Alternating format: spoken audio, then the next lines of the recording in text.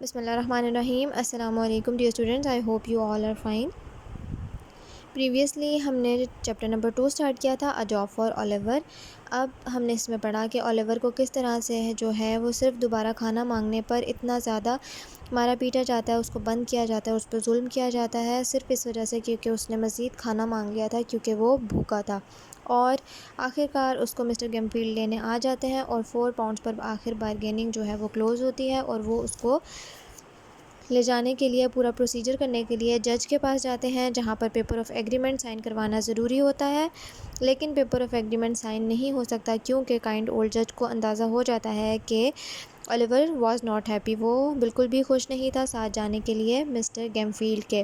اور وہیں پر جو ہے مسٹر بمبل اولیور کو ڈراتے دھمکاتے ہیں، لیکن جج جو ہے پھر بھی سمجھ جاتا ہے کہ کچھ مسئلہ ہے، اور وہ مسٹر بمبل کو آرڈر کرتے ہیں کہ وہ اولیور کو واپس ورک ہاؤس لے جائے اور اس کے ساتھ طریقے سے پیش آئے.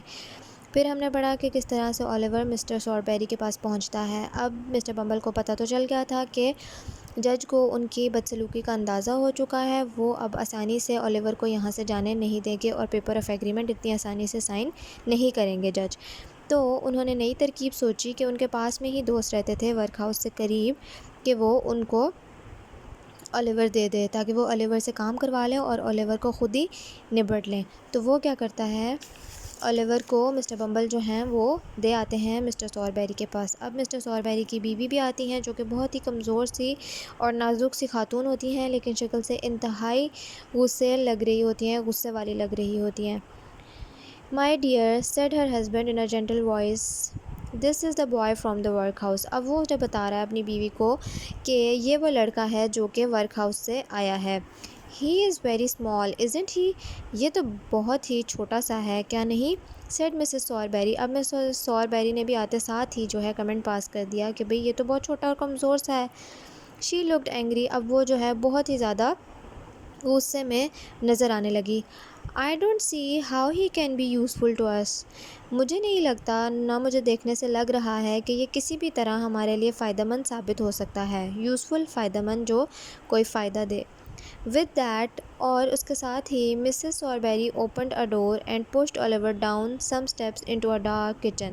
اس کے ساتھ ہی یہ کہنے کے فوراً بعد انہوں نے کیا بھی کیا کہ فوراً اپنا ایک دروازہ کھولا جو کہ کچن سے ہی آ رہا تھا.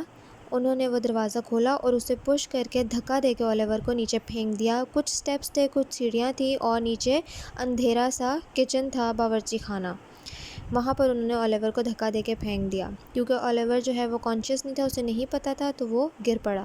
Mrs Sowerberry said to a girl servant. پھر مسز سوربیری نے سوربیری کی جو بیوی تھی، وائف، انہوں نے ایک لڑکی ملازمہ جو تھی ان سے کہا، "Here Charlotte, give this boy those small pieces of meat the dog didn't want." پھر انہوں نے چارلٹ جو کہ ان کی سرونٹ تھی، فیمیل سرونٹ، اسے کہا کہ چارلٹ، اس لڑکے کو وہ کچھ ٹکڑے جو ہیں گوشت کے وہ دے دو جو ہمارے کتے نے نہیں کھائے تھے. اب انہوں نے اولیور کے ساتھ اس طرح کا، مطلب وہ بری انسان تھی، انہوں نے بھی اولیور کے ساتھ بدتمیزی اور بدسلوکی جاتے ساتھ ہی شروع کر دی اور اس کو اس طرح سے رکھا. Oliver was so hungry. لیکن اولیور جو ہے وہ اتنے دکھ تکلیف کے بعد آیا تھا، کتنے دن سے اس کو کھانا نہیں دیا گیا تھا، وہ صرف اس گرول پہ 6 ماہ سے گزارا کر رہا تھا. وہ اس قدر بھوکا تھا کہ he ate all this food. اس نے وہ کتے کا چھوڑا ہوا کھانا بھی سارا کا سارا کھا لیا. Mrs Sowerberry watched him. Mrs Sowerberry جو ہے وہ اسی طرح برے طریقے سے کھڑی اس کو دیکھتی رہی، وہ سب کرتے ہوئے. ان کو وہ شاید اچھا لگ رہا تھا. she thought، انہوں نے سوچا، "it would cost a lot to feed such a boy."